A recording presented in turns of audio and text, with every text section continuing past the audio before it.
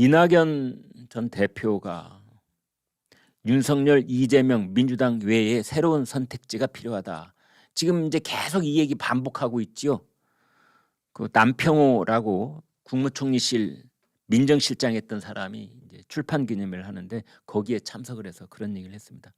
불행하게도 작년 대선부터 시험 문제가 딱 윤석열, 이재명 중 하나를 고르세요였는데 지금도 그 시험 문제가 그대로다. 내년 4월 달 역시 윤석열 대 이재명 그 싸움이다.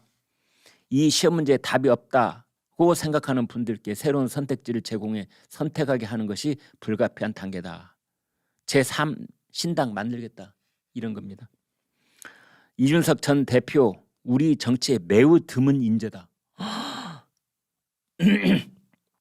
이낙연 전 대표 입에서 어떤 정치인을 이렇게 극찬하는 거 처음 들어봅니다. 그것도 상대당 대표를 했던 사람한테. 이낙연 전 대표가 어지간해서는 남 칭찬 잘 안 하는데요. 정말 마음속에 우러나서 이준석을 드문 인재라고 생각하는 걸까요? 아니면 뭔가 꿍꿍이가 있는 걸까요? 저는 후자라고 생각합니다. 이낙연 전 대표는요, 스스로가 이 세상에 제일 똑똑한 사람입니다. 네.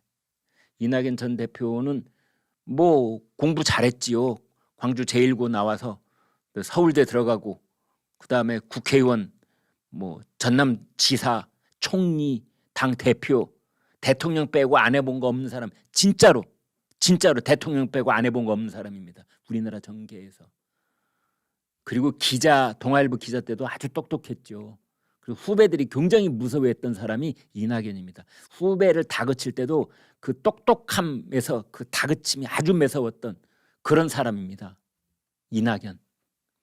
근데 그 이낙연이 생각할 때는 이준석 너도 나한테 한참 배워야 돼 이런 생각일 겁니다. 그런데도 매우 드문 인재다 이랬습니다. 한참 선배가 후배한테 한 얘기니 추파를 던졌다고 하기는 좀 그렇고 표현이 말이죠. 점잖은 처지에 뻐꾸기를 날렸다 이럴까요? 비둘기를 날렸다고 할까요? 러브레터를 썼다고는 할까요? 이제 그런 겁니다. 또 이준석 역시 뭐라고 하느냐, 신당을 만들든 안 만들든 그걸 염두에 두든 안 두든 만날 준비가 돼 있다. 나는 이준석이 만날 준비가 돼 있다. 이준석이 만날 준비가 안 돼 있다. 가령 김기현 대표 쪽에서 뭐 얘기하면 나는 당신 만날 준비가 안 돼 있다. 이런 식으로 얘기하고 인류한 혁신위원장이 만나자고 해도 나는 만날 준비가 안 돼 있다. 이렇게 거절을 하는데 거절을 할 때는 준비가 안 돼 있다. 만나고 싶다라고 호응을 할 때는 준비가 돼 있다. 이런 말을 쓰더라고요. 그러니까 이낙연, 이준석 만난다. 제가 이거 오래전에 그렇게 말씀을 드린 바 있습니다. 이낙연, 이준석 연대할 가능성이 있다. 적어도 같은 당을 만들 가능성은 그렇게 높지 않지만 선거를 위해서 연대할 가능성. 이준석은 반윤계, 이낙연은 반명계. 그리고 두 사람은 다 공이 양 당의 대표를 했다는 그런 공통점. 그리고 지금 현재 그쪽의 최고의 권력자에 반대하고 있다는 그런 점, 이런 두 가지 공통점이 둘을 가깝게 끌어당길 수 있을 것이다. 이제 이런 것이었는데 역시 그것이 현실화되고 있습니다. 여러분 저도 앞을 좀 내다볼 줄 압니다. 아무튼 지금 이제 그렇게 되어 있습니다. 그런데 여기에서 한 가지 짚고 넘어가야 될 것은 있습니다. 이제 이낙연 대표는 이렇게 얘기를 합니다. 선택지가 지난번 대선 때 1번 윤석열, 2번 이재명 이제 이랬다면은 그때는 1번이 이재명, 2번이 이제 윤석열이었죠. 내년 총선에서도 역시 두 사람 중에 한 사람을 골라야 되는 그런 건데 그걸 원치 않는다 국민들이. 따라서 자기가 제3의 대안 인물로 나서야 될 것 같다. 이제 이런 건데요. 우리 국민들은 제3지대, 제3신당을 바라는 것이 아니다라고 저는 주장하고 싶은 겁니다.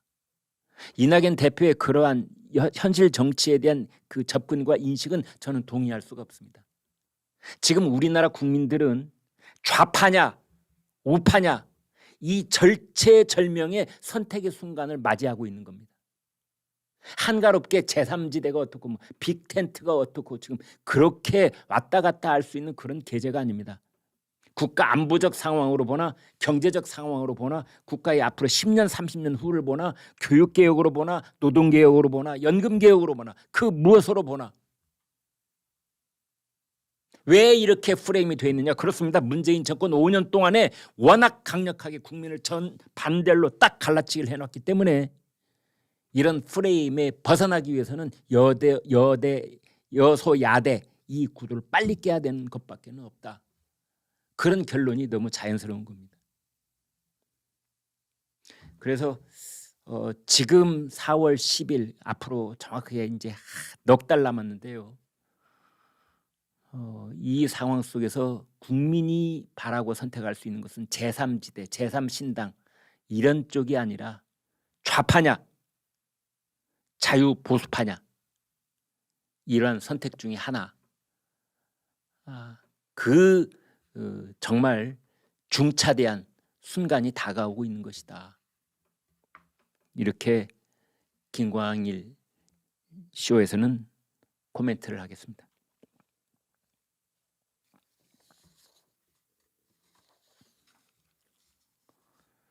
지금 그나저나 더불어민주당 큰일 났습니다.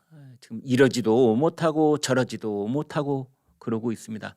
안규백 정세균계 그 의원을 전략공천관리위원회 위원장으로 임명을 했는데 아무튼 이제 공천이 문제가 아니고 선거법을 어떻게 해야 되느냐 여기에 지금 이제 이재명 대표가 몰려 있는 거거든요. 원래는 유성정당을 금지한 상태에서 준연동형 비례대표제를 그대로 가지고 간다였는데 두고 보니까 그렇게 갔다가는 이번에는 국민의힘한테 불리할 것 같거든요. 국민의힘이 2020년 4월 15일 날 한 번 속았지 우리가 두 번 속을 것 같냐. 유권자들도 마찬가지.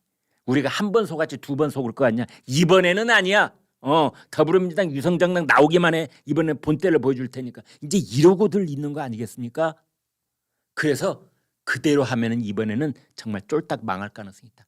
차라리 옛날 방식으로 병립형 방식으로 2016년에 치러진 그때 총선으로 돌아가자. 이게 지금 이재명. 지난번에 아주 중요한 얘기했죠. 속에 든 마음을 그대로 드러낸 말 한마디가 있었는데 멋지게 치면 무슨 소용이 있느냐 이런 말을 해버린 겁니다. 이것 때문에 지금 이재명 대표가 몰매를 맞고 있죠. 야, 당신이 그 정치 철학을 이어받았다는 노무현 전 대통령은 스스로 멋지게 진 것이 한두 번이 아니야. 명분을 살리기 위해서 스스로 질 수밖에 없는 그런 선거를 치러낸 게 한두 번이 아니라고. 이제 그런 지청구를 듣고 있는 건데요. 아무튼 이제 그래가지고 그 지금 여론조사를 하고 있답니다. 계속 여론조사 그거 요식행위입니다. 틀림없이 여론조사 병립형으로 돌아가자 뭐 이런 쪽으로 나올 가능성이 있습니다. 제가 미리 뭐 예단해서 말씀드리는 건 아닙니다만 왜냐하면 그건 명분 쌓기용입니다. 자 이렇게 의견을 물어보니까 우리 당원들은 다 옛날로 돌아가자고 하고 있잖아. 뭐 옛날로 돌아가자 이렇게 얘기를 하려고 이재명이 지금 여론조사를 하고 있는 겁니다. 그거 예전에도 한번 했었어요. 원래 더불어민주당 당헌 당규에는 지방자치단체장 중에 어떤 비리나 또는 뭐 성폭행, 성추행 이런 것들로 그 자기네가 문제가 되어서 거기서 이 사퇴를 했을 경우에 그 선거에 보궐선거 재선에 후보를 안 낸다고 되어 있습니다. 후보 냈잖아요. 서울시장에도 박영선 끝까지 가서 떨어졌습니다만 아무튼 후보 냈잖아요. 부산에도 후보 냈고. 그때 그럼 무슨 명분으로 냈느냐? 그때 여론조사 했었습니다. 당원 여론조사. 당원들이 후보 내래. 그리고 냈거든요. 그리고 선거 진 겁니다. 이번에도 또 마찬가지. 지금 과거 병립형으로 돌아간다. 그 여론조사를 지금 하고 있답니다. 그런데 이것도 본질을 봐야 됩니다. 본질을. 이재명 대표는 왜 이런 프로세스를 밟고 있을까요? 그렇습니다. 유성정당을 만들면 비례대표 의원을 누구로 할 것인가에 대한 당 대표의 권한이 약화가 됩니다. 이렇게 하든 저렇게 하든 어차피 지금 우리나라 비례대표 의원은 47명이거든요. 지역구는 253명, 비례대표는 47명. 47명을 여야가 이제 찢어가는 겁니다. 그래서 선거가 어떻게 되든 거의 안정적인 당선권에 들어있는 비례대표, 국민의힘도 그렇고 더불어민주당도 그렇고 1번에서 20번까지 뭐 이 정도, 한 20명 정도, 여기가 이제 당선 안정권이라고 일단 얘기를 해보겠습니다. 그러면 이 사람들을, 누가 이 사람들을 후보로 만들지? 병립형으로 돼야 이재명이 이 20명을 자기가 다 꽂아 넣을 수가 있는 겁니다. 준연동형 비례대표로 가서 유성정당을 2개, 뭐 3개쯤 만들어 놓으면 그 후보들은 형식 요건상 이재명 대표가 모든 사람을 자기가 꽂아 넣을 수가 없는 거예요. 자기 사람을 친위부대처럼 꽂아 넣을 수가 없는 겁니다. 그러나 병립형으로 만들면 적어도 20명을 자기의 콘크리트 강성 지지 비례대표 국회의원으로 만들 수가 있는 겁니다. 너희들은 오늘부터 나하고 운명 공동체야.